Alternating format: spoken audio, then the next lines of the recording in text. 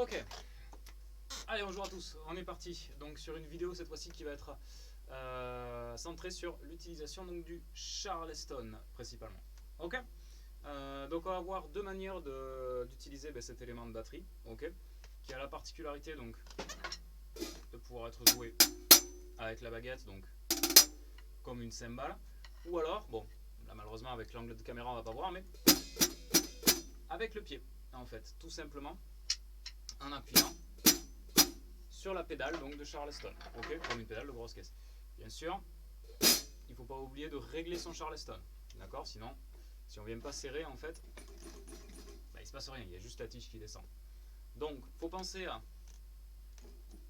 desserrer en fait cette vis, ok, appuyer tout simplement, pas trop bien sûr, appuyer un petit peu avec le pied sur la pédale de Charleston, venir serrer, et donc je vais faire un petit peu plus là pour que vous voyez la vidéo.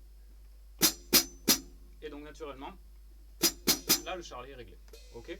Faites juste attention de ne pas avoir une ouverture trop importante entre les deux cymbales, d'accord, ce qui demandera un peu plus d'effort pour venir appuyer. En général, l'espacement d'une baguette, ça suffit amplement. Ok, donc vous testez, vous passez une baguette au milieu, voir si ça passe. Si c'est le cas, c'est bon. Si c'est trop ouvert, il ne faut pas hésiter à redescendre, à redesserrer et à re-régler. Ok. Donc voilà, n'hésitez pas si jamais à me contacter si vous avez le moindre souci avec votre Charleston. D'accord. Pour les batteries électriques, ça va être un peu particulier en fait. Il va souvent y avoir juste une pédale et les cymbales. Il n'y aura pas toute la tige, le pied. D'accord. Mais ce sera le même principe en fait. Ok. Ce sera juste un réglage assez spécifique en fonction des batteries électroniques. Donc n'hésitez pas à aller voir aussi les modes d'emploi. Alors, on est parti. Premier exercice. Tout simplement, on va exécuter deux roulements différents, mais tout en ayant le Charleston qui va constamment marquer le temps. Ok. Donc le Charleston va jouer les noirs, donc il va marquer le temps. D'accord. Petite particularité sur la partition, on voit que le Charleston, il est au pied. D'accord. C'est pour ça que la croix du Charleston, cette fois-ci, n'est pas en haut de la portée, mais en bas de la portée. D'accord. Au même niveau que la grosse caisse. Donc c'est joué au pied. Voilà pour la logique. Le roulement, ça va être très basique. On va partir sur deux croches sur la caisse claire. Deux croches tome 1. 4 doubles sur le tome 2. 4 doubles sur le tome basse. 4 doubles croches, bien sûr. Ça vaut un temps. D'accord. Donc il faut bien rentrer ces 4 coups dans un temps. Mais le but, c'est de rajouter donc le Charleston sur tous les temps. Ça va donner ça. 4 doubles, 4. Ok. Donc ça, c'est pour la première mesure. Donc il faut penser à être bien régulier. Pour la deuxième mesure, on fait le même ordre. Caisse claire, tome 1, tome 2, tome basse. Mais cette fois-ci, on modifie un petit peu les doubles croches et les croches. Ça va donner ça. 4 doubles croches, 2 croches et 4 doubles. Voilà, donc les deux mesures enchaînées, ok, à répéter, à accélérer petit à petit. Bon, voilà, je me répète très souvent, mais attention à la régularité et à ne pas vouloir aller trop vite, ce qu'on a tendance à faire souvent les bâtards. Donc, voici pour le premier exercice. D'accord.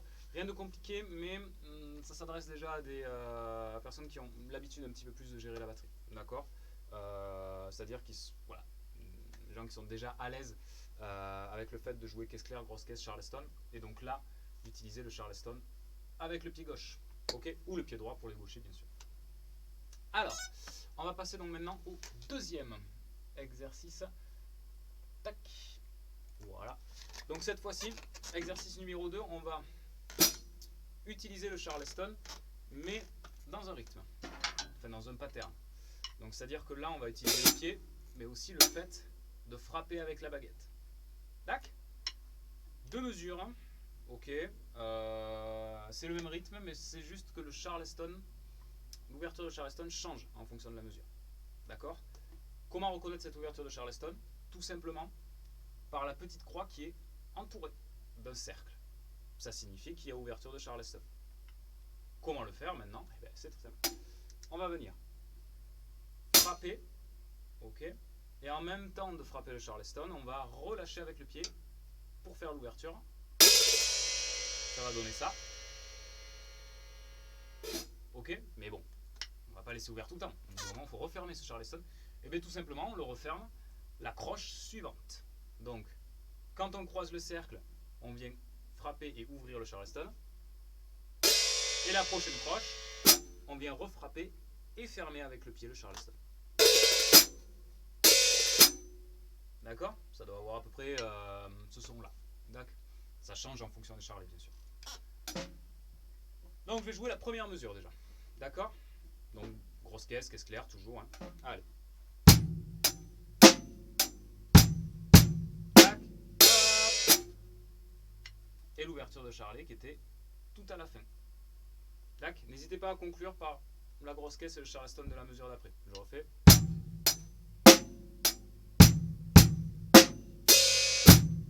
Voilà. Et donc la fermeture de charleston qui s'accompagne, on le voit ici, d'un coup de grosse caisse. Ok? Pour la deuxième mesure, cette fois-ci, l'ouverture de charlet va donc avoir lieu sur le et du troisième temps. Donc sur la deuxième croche du troisième temps. Ok? Je vais vous jouer la deuxième mesure.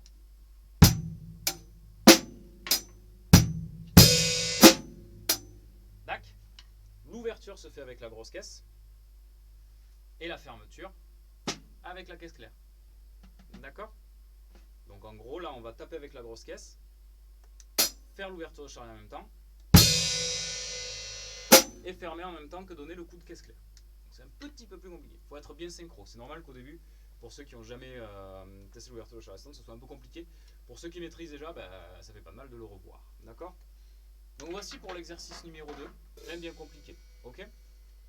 Enfin, par principe, bien sûr. Après, voilà, il faut s'y exercer et il faut être patient. Il ne faut pas s'énerver si vous n'arrivez pas à être synchro, si le son n'est pas top. Non, il faut prendre le temps. D'accord?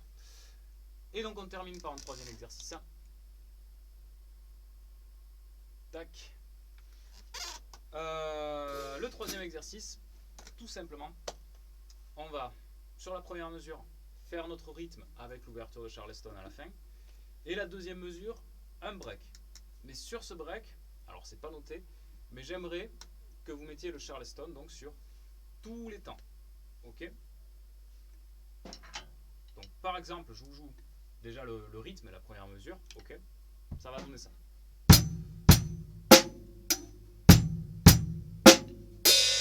On répète. Une troisième fois.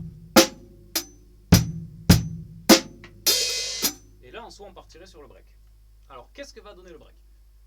De base, ce que j'ai noté, c'est ça. 2 croches, 4 double, 2 croches, 3. Donc 2 croches caisse claire, 4 double tome 1, 2 croches tome 2, et noir pour conclure sur le tome basse. Mais, comme je l'ai dit précédemment, on va utiliser l'ouverture de charleston. Ce qui va donner, avec le charlet sur tous les temps, ceci. 2 croches, 4 double, 2 croches, 3. Je refais un peu plus lentement. 2 croches, 4 2 croches, 3. Ok? Donc là, je vais vous faire les deux mesures entières. D'accord? En gardant le même tempo. Je vais essayer de ne pas aller très vite. C'est parti.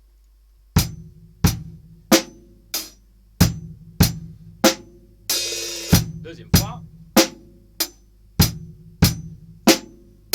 Troisième. Ça va être le break.